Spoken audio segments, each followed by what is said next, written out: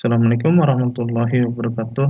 Kabar teman-teman, ketemu lagi hari ini bareng Nanang ya. Nah, hari ini kita akan masuk ke pertemuan 11 di kuliah keamanan jaringan komputer, dan materi kali ini adalah tentang keamanan web server ya, atau server security.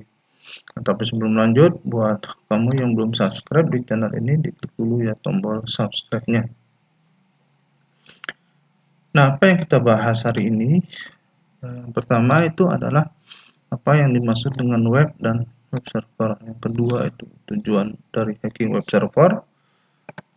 Ketiga, dampak terhadap web server ya kalau terjadi serangan atau hacking, dan macam-macam serangan terhadap web server, dan bagaimana perlindungan terhadap web server. Nah, mungkin kita udah sering sekali ya menggunakan web. Jadi artinya web ini adalah, atau website yang sering kita kenal ya. Ya, kita sering sekali mengunjungi web ya, entah itu untuk mencari informasi atau untuk mendapatkan materi perkuliahan seperti ini ya, ke sistem informasi e-learning atau e-kampus dan sebagainya seperti itu ya. Ataupun untuk belajar ya dan sebagainya. Jadi banyak sekali kegunaan web yang sudah kamu kenal, dan juga untuk informasi maupun iklan dan sebagainya. Itu saat ini web itu sangat umum untuk digunakan. Nah, sebenarnya web itu adalah dokumen ya di dalam bentuk hypertext ya, yang bisa diklik karena memiliki link ya, seperti itu ya, dan itu dikenal sebagai dokumen HTML ya. Jadi file-file HTML itu umumnya berextension .html atau .htm atau php ya, atau .asp, ASPX dan sebagainya seperti itu. Nah, itu pada akhirnya merupakan sebuah dokumen HTML. Dan dokumen-dokumen ini diletakkan di dalam sebuah web server ya, di dalam root directory yang ada di web server. Nah, ada banyak web server yang ada di dunia, tapi yang paling banyak digunakan itu adalah Apache ya. Apache ini bisa jalan di atas sistem operasi Linux, kemudian Unix dan Windows. Mungkin kamu pernah install SAM ya, itu di Windows. Nah, itu adalah sebenarnya Apache ya. Nah, tapi selain itu juga ada web server yang lain, yaitu Internet Information Server atau IIS ya, yang berjalan di atas sistem operasi Windows dan Windows Server ya, dan juga Nginx yang berjalan di atas sistem operasi Linux. Nah, ini adalah beberapa web server yang banyak digunakan di dunia. Tapi selain itu juga masih banyak sebenarnya jenis-jenis web server yang lain yang ada di dunia ini ya. Tidak hanya 3 ini, tapi masih banyak lagi yang lain. Tapi inilah yang paling umum dan paling banyak digunakan seperti itu.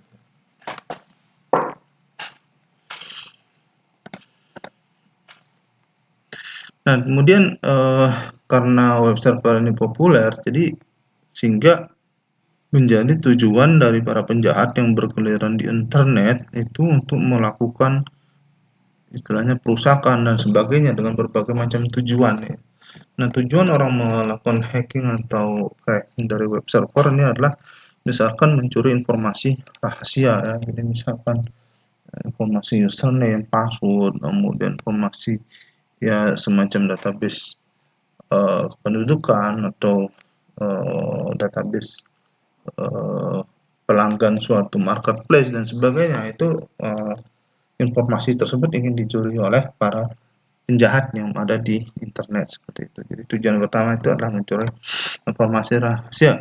Yang kedua, tujuannya itu adalah menanam bot di server. Nah, bot ini digunakan untuk menyerang tempat lain. Jadi istilahnya meminjam tangan orang lain untuk melakukan kejahatan ya, sehingga yang jadi sasaran itu adalah server yang melakukan kejahatan tersebut, bukan pelaku aslinya, dia bersembunyi gitu ya. Seperti itu. Jadi istilahnya lempar batu sembunyi tangan seperti itu. Jadi tujuan kedua itu adalah menanam bot untuk melakukan serangan terhadap tempat lain ya, misalkan melakukan denial of service atau distribute denial of service dan sebagainya seperti itu. Kemudian tujuan ketiga itu adalah membobol database ya. Jadi kalau di web server tersebut ada database dan sebagainya, nah ini isinya juga akan dibobol atau dicuri seperti itu. Misalkan database kita menggunakan MySQL, ya, itu isinya ingin dicuri oleh si hacker tersebut. Kemudian yang keempat, tujuannya itu adalah mendapatkan software closed source ya. Jadi biasanya software-software yang source kodenya itu tidak dipublish, nah ini ingin dicuri ya. Entah source code-nya atau dalam bentuk jadinya seperti installer ISO dan sebagainya.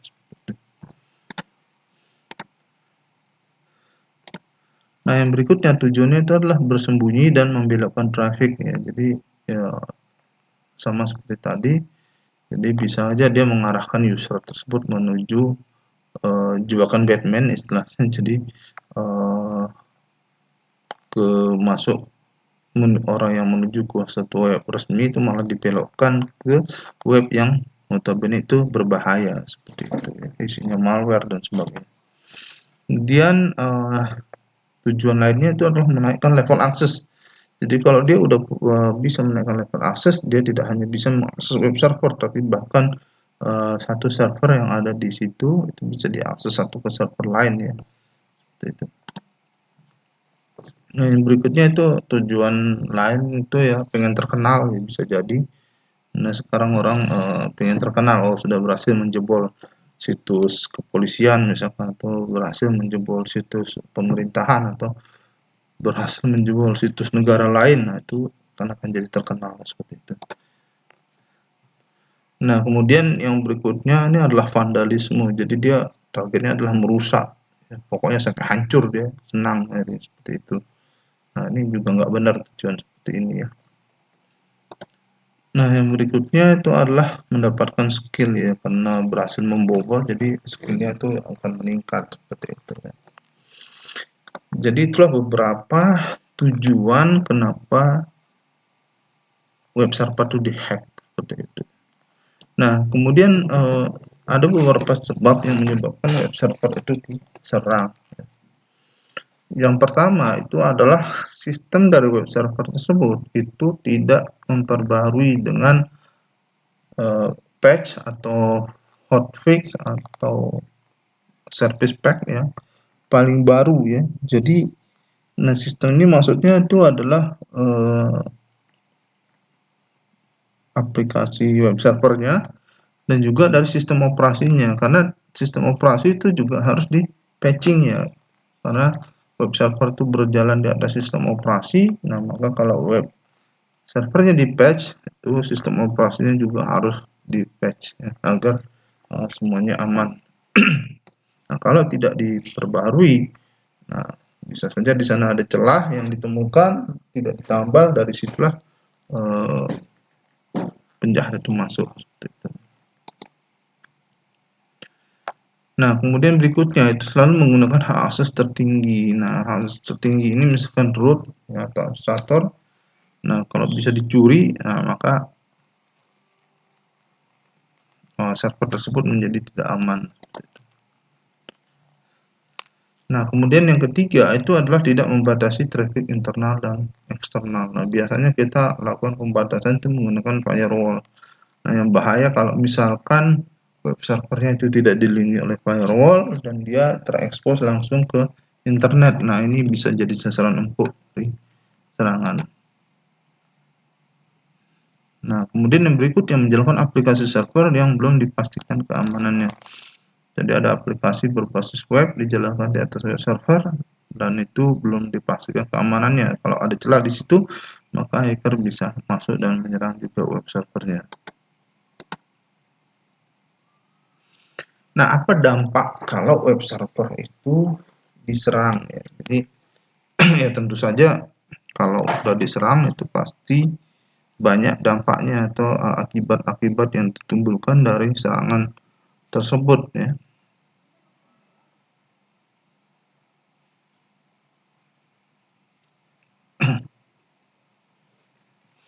Nah, kita lihat ya.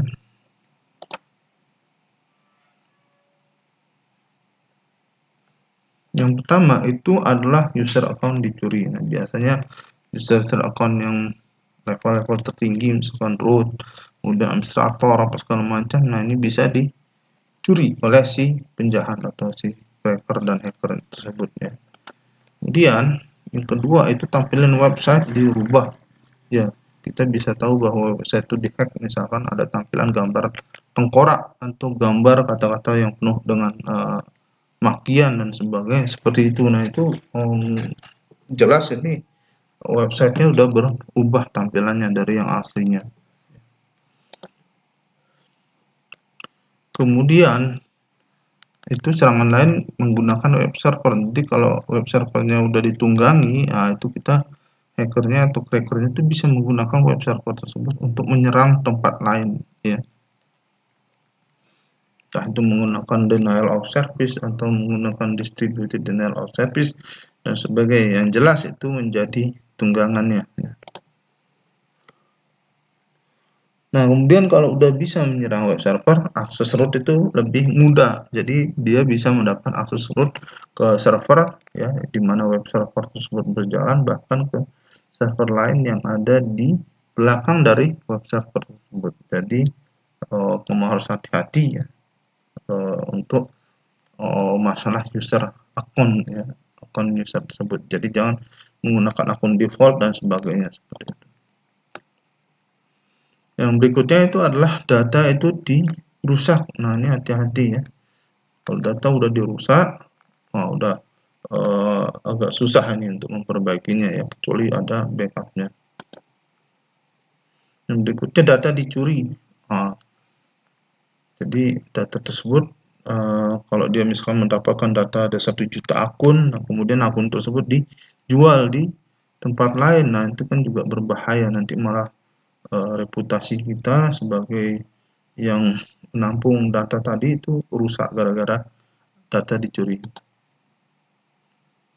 Nah, kemudian yang jelas reputasi perusahaan menjadi rusak ya. Kalau misalkan ada perusahaan besar multinasional terus gambarnya diganti dengan gambar tengkorak dan sebagainya, nah itu maka reputasi perusahaan bisa rusak. Jadi misalkan ada kata-kata fitnah dan sebagainya yang mengancam di website tersebut yang disebutkan oleh hacker dan sebagainya, nah tentu bisa merusak reputasi perusahaan.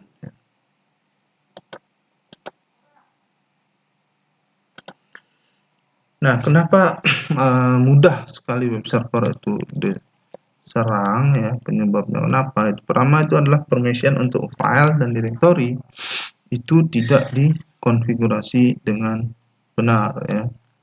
Jadi artinya masih dalam kondisi default yang jadi tidak dirubah untuk menjadi secure dan sebagainya ya. Jadi misalkan kalau di Linux atau di Unix itu kita tidak rubah menggunakan chown atau chmod-nya tidak dirubah, misalnya untuk permission RWX-nya tidak dirubah. Kalau di Windows untuk permission ACL di NTFS-nya itu tidak dikonfigur dengan benar seperti itu. Nah, ini harus hati-hati ya.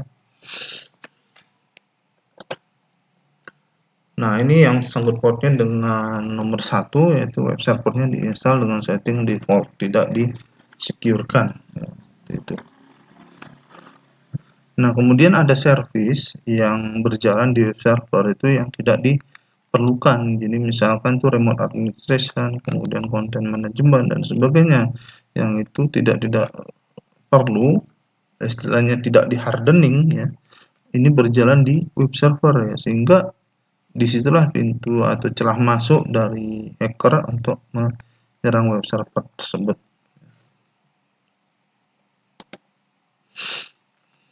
Nah, kemudian ya ada konflik dengan bisnis yang dengan gampang ya, cepat install segala macam, webnya jalan segala macam, tapi tidak mempertimbangkan potensi keamanan yang rawan di situ. Nah, kemudian yang berikutnya security policy, prosedur dan maintenance yang lemah. Kita nggak punya security policy dan sebagainya. Dan security policy-nya nggak jalan atau tidak ada pelatihan untuk security ya bagi administrator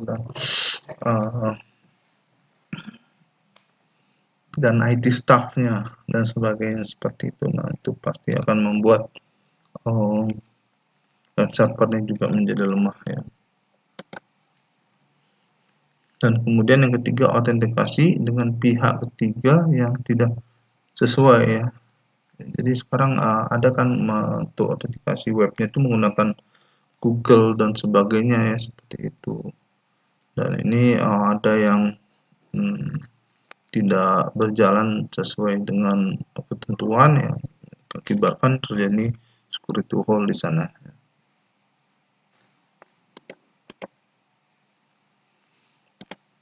Nah, yang berikutnya itu usernya itu adalah user default yang menggunakan password default atau bahkan tidak ada passwordnya sama sekali. Nah, ini berbahaya ya.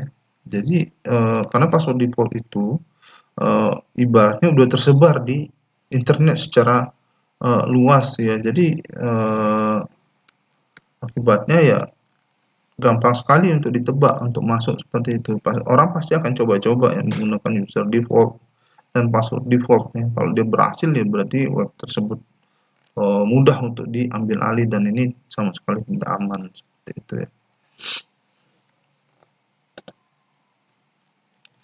Nah, kemudian pada saat menginstal server tersebut itu kan pasti ada file-file contoh, misalkan untuk file sampel, file-file default, file-file backup dan sebagainya yang mana itu tidak diperlukan ya. Nah, kalau ini ada, ini bisa jadi menjadi titik lemah dari web server tersebut. Nah, ini harus diperhatikan file-file yang tidak perlu jangan sampai ada di server kita.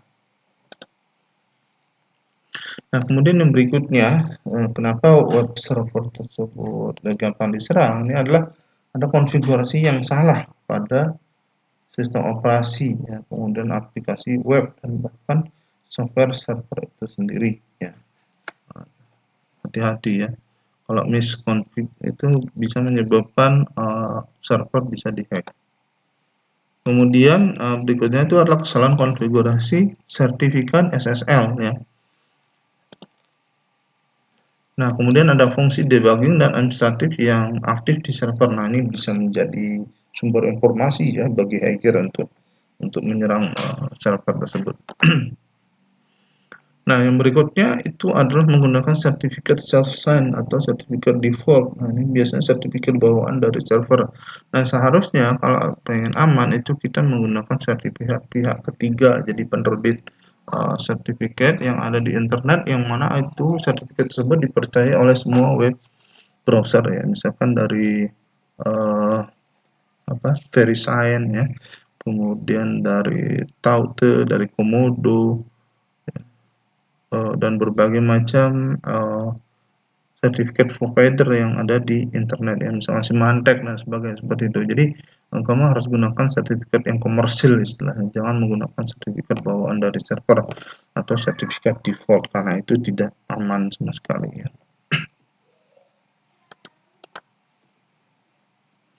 Nah, berikutnya kita membahas serangan terhadap web server. Jadi serangan terhadap web server itu banyak macamnya ya. Salah satunya itu adalah denial of service. Jadi denial of service itu adalah membuat web server itu sampai down atau tidak berfungsi. Jadi istilahnya kita ditimpukin batu, ya lama-lama teler juga ya. Kalau misalkan ada 1000 orang nimpukin kita dengan batu ya pasti down akhirnya seperti itu ya. Seperti itulah ibaratnya dengan web server.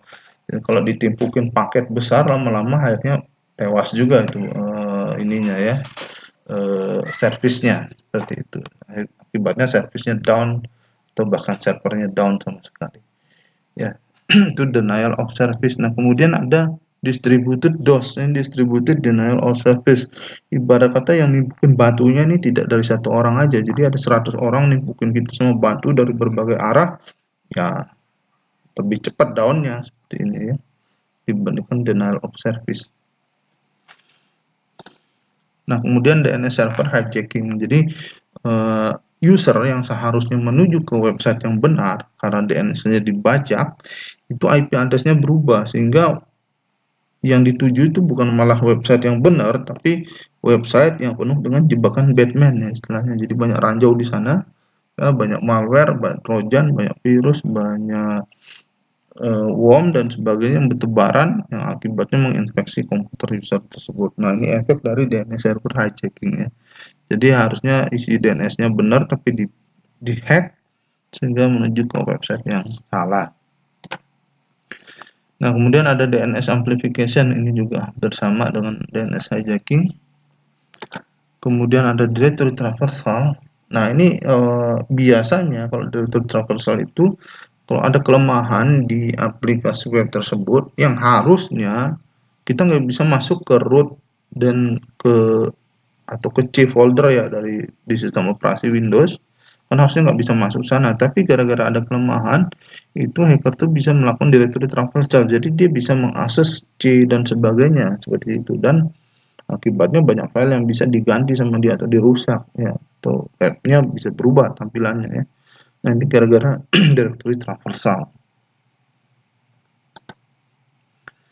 Nah, kemudian ada lagi serangan di mana ada orang yang mengintip atau sniffing, jadi man in the middle ya. Jadi antara web server dengan web client itu ada orang yang mengintip sehingga dia mencuri password, username dan sebagainya seperti itu ya. Jadi dia berada di tengah-tengah, man in the middle seperti itu. Nah, berikutnya ini phishing. Jadi serangan ini istilahnya memancing ya. Memancing biasanya melalui email ya, ada link yang dikirimkan melalui email, user diminta untuk mengklik email tersebut, jadi seolah-olah email itu dari misalkan perusahaan resmi, dari bank, dari sebagainya. User itu diminta untuk mengklik, misalkan untuk disuruh ganti password dan sebagainya. Begitu diklik maka dia akan lari ke tempat yang salah, ke website salah. Jadi misalkan diserupai tampilannya, akhirnya user tersebut malah ngasih ya username dan password atau PIN yang seharusnya digunakan di website yang benar seperti itu. Nah, ini juga berbahaya seperti ini ya. Jadi akibatnya malah menuju ke website yang penuh dengan jebakan Batman tadi itu. Ini serangan yang menggunakan phishing. Jadi ini sebenarnya phishing ini dari kata ikan ya, fish ya. Fish. Jadi phishing jadi memancing sebenarnya ya, tapi tulisannya pakai P bukan pakai F. Nah, kemudian yang ke-8 itu adalah serangan untuk mengganti web tersebut. Di muka webnya diganti, misalnya gambar tengkorak tadi, ya seperti Pirates of Caribbean misalkan, ya seperti yang diperankan oleh Johnny Depp seperti itu ya. Ganti tampilannya di gambar tengkorak atau gambar hantu atau gambar kuntilanak dan sebagainya seperti ini. Ini biasanya kerjaan orang iseng ya. Muka website diganti, atau dia malah ninggalin jejak nama hackernya itu siapa, ditinggalkan di situ. Nah, kemudian ada HTTP response splitting, ini biasanya untuk membajak yang serangan yang tipenya seperti cross site scripting dan sebagainya, itu tipenya adalah HTTP response splitting. Nah, kemudian web server misconfiguration, ini istilahnya konflik yang ada di web server tersebut akan dirubah atau diganti oleh si hacker. Nah, kemudian ada web cache positioning, jadi hacker akan menggunakan cache yang palsu ya untuk menyerang web server tersebut. Harusnya cache yang asli itu ada di usernya, tapi diganti oleh si penyerang tersebut. Nah, kemudian ada serangan brutal yang menggunakan SSH brute force, biasanya ini untuk membobol username dan passwordnya. Kemudian yang berikutnya itu adalah melakukan password cracking ya, entah menggunakan dictionary attack ya, menggunakan tebak-tebak dan sebagainya seperti itu. Berbagai macam cara digunakan supaya password dari web server tersebut bobol. Nah, sekarang bagaimana pertanyaannya, bagaimana mengamankan web server ini ya? Nah, tentu saja cara yang pertama itu adalah melakukan patching terhadap sistem operasi ya. Terutama kalau kita bicara sistem operasi Windows ya. Itu banyak sekali celah yang bisa dibobol di situ. Makanya sistem operasi itu harus di-patch, entah itu menggunakan service pack atau cumulative update ya, itu CU namanya, cumulative update maupun security update ya, atau hotfix seperti itu. Itu kamu harus patch dan kalau di sistem operasi Windows kita bisa menggunakan WSUS ya untuk melakukan patching terhadap sistem operasi. Ya. Jadi pastikan kamu selalu mendownload patch terbaru, diuji coba, kalau udah aman lakukan patching terhadap sistem operasi. Ya kenapa harus dilakukan patching? Karena tidak ada yang sempurna ya, jadi harus ditambal terus. Jadi kalau misalkan ada celah sedikit, maka harus kita menambal sistem operasi. Sebenarnya Linux dan Unix juga punya patching ya, jadi harus di patch juga ya, sama seperti sistem operasi Windows. Jadi nggak ada sistem yang aman ya, selama itu buatan manusia ya pasti ada kelemahan ya. Nah kemudian selain sistem operasi, web servernya juga harus di patching ya. Ini jangan mentang-mentang sistem operasinya aja udah di patch, tapi sebenarnya web servernya misalkan IIS-nya atau Apache-nya itu juga harus di patch, karena di situ juga ada vulnerability ya, seperti itu. Kemudian yang berikutnya ya, letakkan web server tuh di belakang firewall, jangan langsung diekspos ke internet, udah jadi sasaran empuk di situ ya. Kalau udah diekspos ke internet, dia pakai API public sendiri, dihajar habis-habisan sama penyerang. Jadi deploy web server tersebut di belakang firewall, sehingga lalu lintas yang keluar masuk menuju server tersebut itu firewall tahu, sehingga akan diamankan. Bahkan kalau firewallnya itu firewall yang tipe NG atau next generation atau UTM, dia bahkan bisa membongkar perintah-perintah apa aja yang ada lewat, yang numpang lewat HTTP ya, itu bisa dibongkar sama dia dan langsung diblok ya. Yang berikutnya, nah firewall itu biasanya dia punya 3 kaki ya, dan web server itu ditaruh di daerah DMZ namanya, di kaki ketiga. Jadi bukan di daerah internet, bukan di daerah LAN, tapi di satu segmen terpisah yang namanya DMZ, di mana di daerah demilitarized zone tersebut itu diletakkan server-server yang diakses dari internet, jadi misalnya email server, web server, FTP server, proxy dan sebagainya, itu diletakkan di daerah DMZ.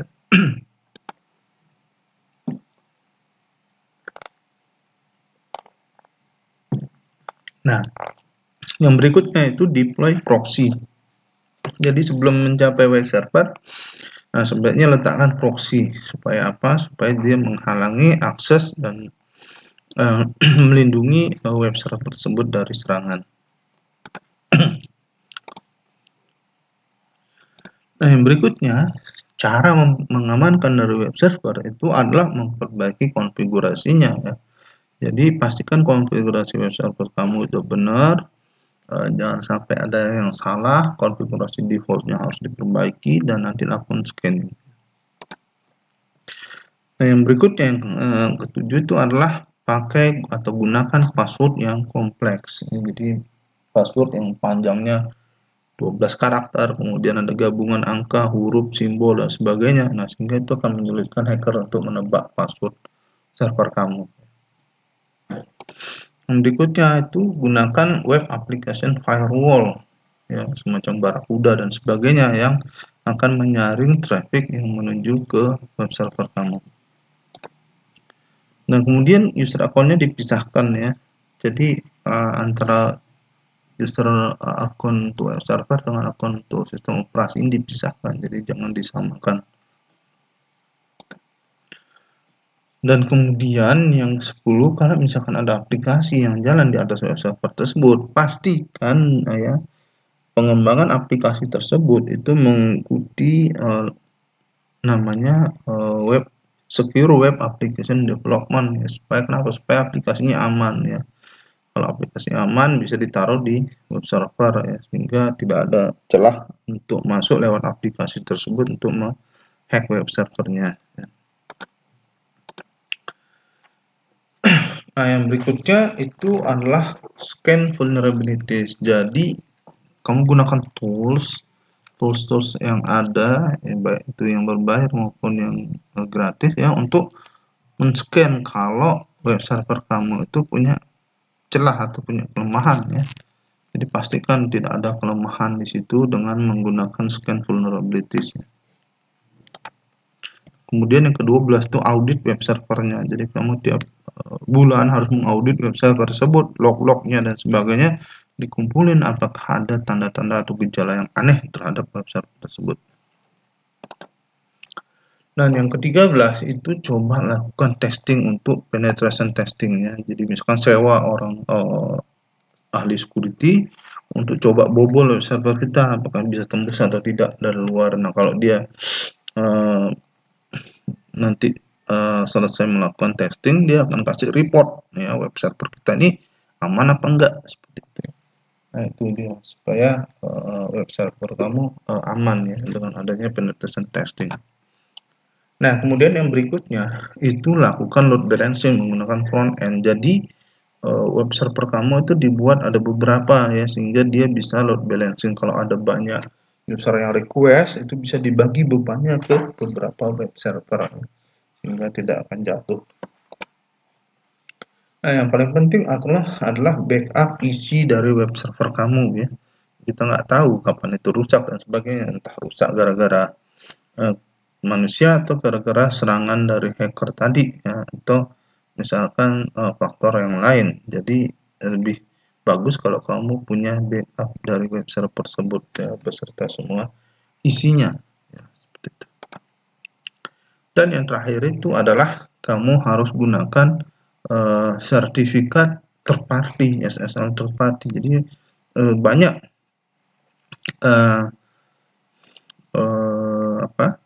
provider di internet itu yang menyediakan sertifikat SSL yang berbayar ya. Tentu saja kalau ada sertifikat SSL berbayar ini itu akan dikenali oleh semua web browser sehingga menjadi lebih aman seperti itu ya. Jadi jangan gunakan sertifikat default yang ada bawaan dari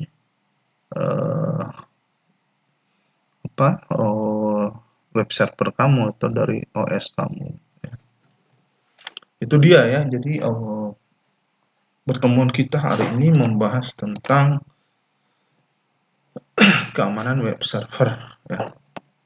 Jadi kamu baca ulang lagi modulnya, kemudian kalau ada yang kurang paham kamu bisa tanyakan. Nah, buat kamu yang udah nonton video ini, kamu bisa kasih like, kemudian komentar kamu tentang video ini, saya tunggu.